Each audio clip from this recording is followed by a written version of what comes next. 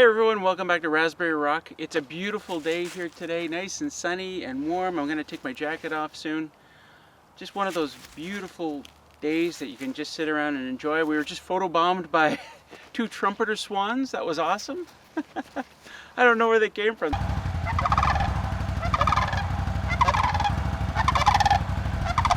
They may have been on the pond over on the far side. I don't know. Anyway, we're going to talk today about my new ATV, the Can-Am Outlander XT 850 2-up model. This isn't going to be a performance review. I've only driven it twice actually, once to get into the cabin and the second time to get over to here. So I can't really talk about how well the different things are performing on it. But I do want to talk about the specs and the features, the special features that I got put on it as opposed to the base model. I want to talk about how it's different from my last ATV. The last one being the Can-Am Outlander 800, the yellow beast you've all probably seen many times. Anyway, let's get on to it. So the two main differences, of course, are one, the bigger engine. This one has the 850, the old one had the 800. The second big difference is this is the 2-up model, meaning it's a two-player version, meaning you can take a passenger. It's meant for that. It's not like the old ATV where we kind of had to make do. In fact, you're not even allowed to ride two players on that old one. But so this one, and the big difference between the 2-up and the 1-up would be it's a bit longer. In fact, it's almost this much longer from the old ATV. I thought this area was bigger. The footrest here was bigger, but it's not. It's about the same as the old one. So you really just got this more distance. It probably isn't even a foot longer than the old one. But what that means, technically for driving, it means I got to take wider corners. You just got to be a little more careful. But I'm already really used to doing wider corners on the ATV, especially bringing in all the stuff that I brought in with the trailer and all. So I'm pretty used to that. I'm not too worried. The back seat is pretty comfortable. I don't think it's meant for a person my size. I'm 6 feet tall. And the seat's just a little bit short for me, and the handrests are just a little too close. I think it's going to be perfect for Alicia when she gets on here. I think she's just going to be the right size for this. My only worry is that her legs will reach the footrest probably, but I think they will. I've got tons of extra leg room. I can reach down there. I think she could reach here pretty easily. These hand guards, they're called wind guards. They're not standard on a 2-up model. I put them on as a special added, what do we call those? Added features? Additional accessories, let's say. And they're called wind guards, but mainly out here they're meant for protection against tree branches along the trail, right? It's quite often that a tree branch will kind of get held up on the front of the ATV, and then I'll come whacking back and hit you in the leg or the hand. So that's really what I wanted this here for. You'll notice it's I don't know, it's that could be better. That could have been attached better. That's really shaky. That's crazy. And the other thing we'll talk about here for a sec is the fact that they're heated hand grips. Those are also special add-on. And the control for them, for the heat, is on this side on the left. We'll do a little bit of a close-up there. And there's also a port on the other side for a heated visor if you have one with your helmet. So the cargo box does not come standard on the ATV. It's an add-on item as well, and they're pretty expensive too. And this is probably the only thing I know right off the bat I'm not gonna like. I'm not gonna like it at all. There's several things that are really annoying about it. I do like the color. It does have a brake light on the back as well. One of the things I don't like is this open and close system. There's no handle here to grab. Once you push the clasp here, there's no handle on here. It's hard to grab. There's a tiny little lip on the back that you can grab, but that's it really. And boy, how hard would it have been to put something in here to like catch it so it doesn't like immediately drop down on you. It should have stayed open on its own. It's got a nice rubber gasket in here, which is fine, except that when it's closed, it doesn't come completely closed on the corners for some reason. The other thing is, if you just let it drop, that's not locked. You actually got to push it down to lock it again. So those are just a few of the things. I love the fact that it's nice and big, and you can detach it pretty easily. I'll show you that in a minute. Right now I've got my cover in here. which is another additional item, but we're not going to talk about that just yet. So the winch comes standard. I believe it's a Warn winch. I believe it's a 3,000 pound. That's standard, as I said. This bumper is not standard. All the steel on here, that's called the Extreme bumper. Again, another pretty expensive piece. June and very necessary for what we do out here. I'm always hitting sticks and rocks, especially sticks on the front bumper, and the odd tree I'm banging into, especially in the winter time when I have a lot less control. I'm sliding around a little bit more. So nice, lots of steel here. I'm really happy with that so far. I had the wizard take a look at it, and he said the weld job was pretty good. I thought it was a bit hokey, but he thought it was good, so it must be good. So I'm pretty happy with that. This cargo box here is essentially a cargo box. This box is a cargo box? This cargo box is a box? I don't know. This is a cargo box. It is tiny, and I'm going to be taking that off and putting that in storage. You can barely put anything in here. I'm not even sure why they put it on here, but I'm always like strapping something to the front of my ATV anyway, so this is just in the way, this tiny little box, and that's how it comes off. It's really easy. So in fact, that's the first time I've had it off, and look at the dirt under there already. Nice. I'm gonna put it back on here for now. So these are pieces of the original skid plate that came on the ATV. They're part of the base model. The skid plate is what goes on underneath the ATV to protect it from sticks and stones jumping up and hitting it, or just running over rocks. As you can see, it's some kind of plastic. And that's one of the first things I knew I was going to need upgraded. So what I got is the aluminum skid plate. Now you can buy different pieces of skid plate, because if you think that certain parts you want to protect but other parts you don't care about. But I didn't. I got the full skid plate. It goes under the entire ATV. It protects the important parts, like these arms that go to the wheels and other areas. They are aluminum. They're pretty strong. They're pretty thick. And out here they're absolutely necessary because of, as I said, rocks and sticks that that come up and try and damage the underside of the ATV. Okay, I know. Willow keeps leaping around here through the water. She's gonna knock my camera over, and it's pretty deep right there. That tripod's actually sitting in the water.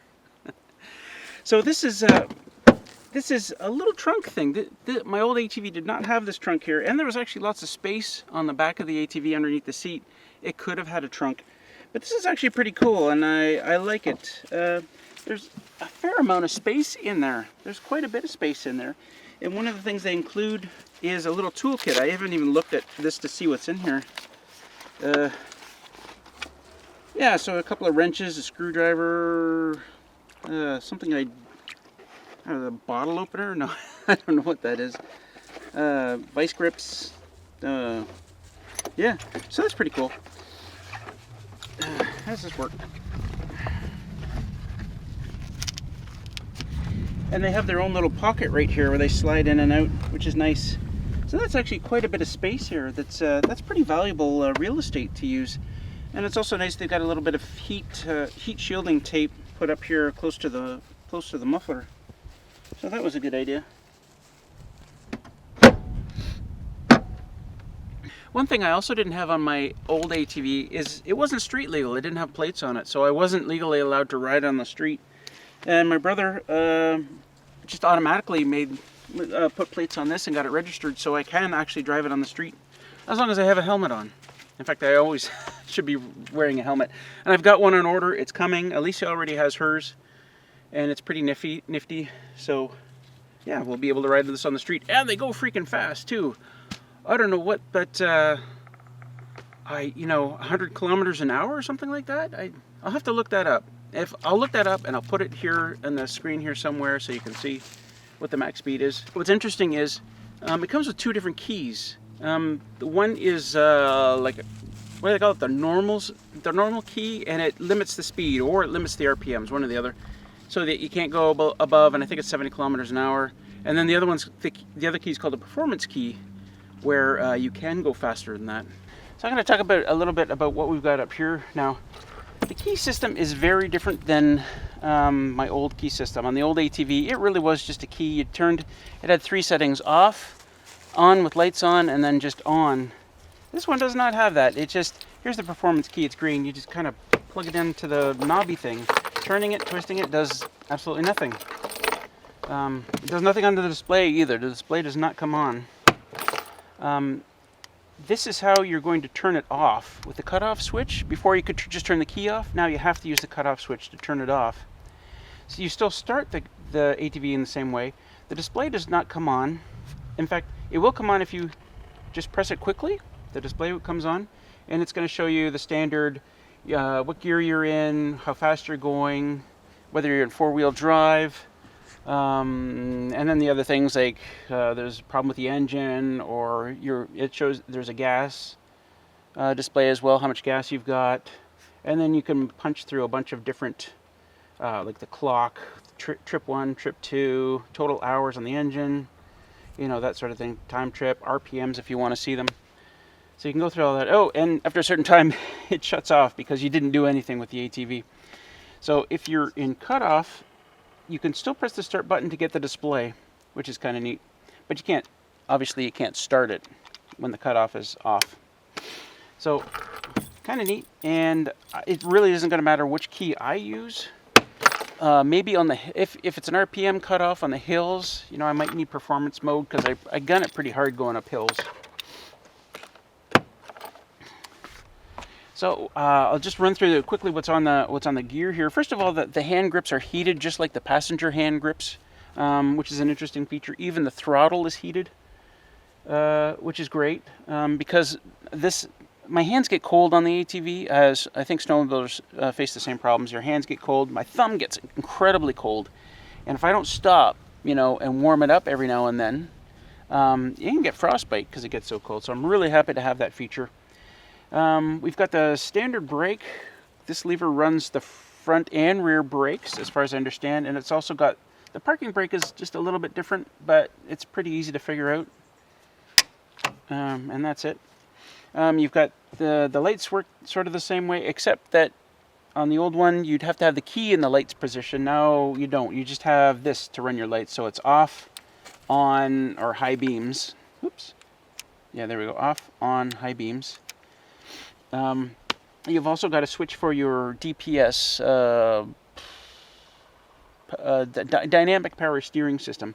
So holding it down will switch between minimum, medium, or maximum. Power steering is always on. You only get minimum, medium, or maximum. So minimum you might use on the highway, or sorry, on a road, whereas maximum is better for this heavy trail use where you're doing a lot of, you know, hard turning. On the roads, you don't want that quick turning, right? Because you can get it can be dangerous.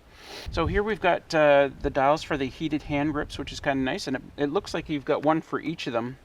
And there's settings to it as well. Like you can, I wonder if they'll come on if I do that. Yeah. So it looks like there's 3 settings: off, on, medium, or max kind of thing. And you can do it for each one, which is kind of neat. I tried it actually on the way into the cabin, and it actually did work nicely. My hands were warm. It wasn't that cold out, but it'll be interesting to see when I got heavy mitts on how much of a difference that'll make. And we'll just turn that off. Oh, it's going to turn off on its own. Down here we have pretty much the standard out and in for the winch, and I'm really thinking that I'm going to order, they have a remote control. It's wired, and I'm not sure where you plug it in, but I'm probably going to order that at $75 because typically I'm often, you know, sometimes the winch gets stuck either going in or out because of the way you last brought it in. So even in freewheel, you're trying to pull it out and it won't come out. So you're grabbing it here and you got your hand over here and you're pulling and you're working it. Or even when you're just bringing the winch back in, you're not supposed to just put no pressure on it. You're supposed to put pressure on the cable when the winch is coming in. So you've got your hand over here while you're holding the cable, letting the cable in as slowly as possible over here.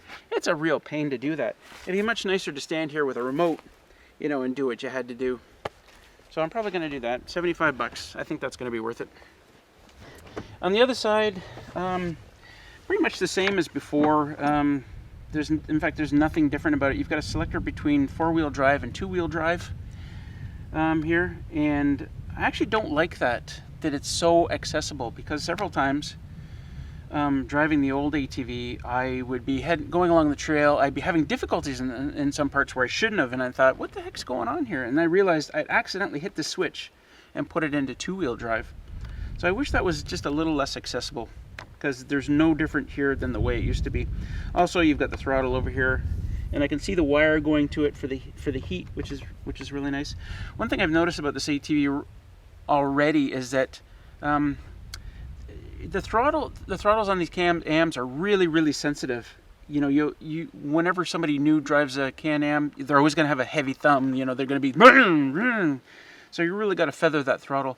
It's not nearly so bad on this model of ATV, or this year, I guess. I've noticed that I almost seem really cautious when I'm driving, because I'm feathering that throttle so easily that the ATV is just not going at all, which is kind of funny.